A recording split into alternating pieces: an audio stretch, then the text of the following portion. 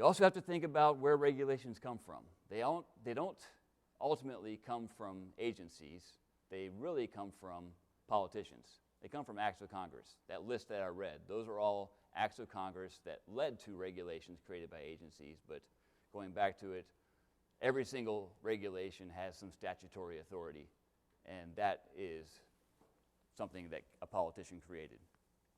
Politicians have incentive to respond to visible and present crises.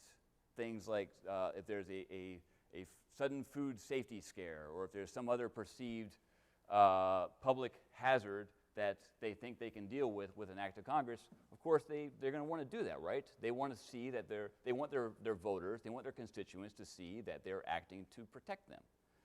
It's a very visible and present danger. On the other hand, something like regulatory accumulation and the consequences that it has on economic growth or on safety is much more hidden. It's much less visible. It's a lot harder to make the argument that what you're doing is going to serve your constituents if you're arguing for regulatory reform.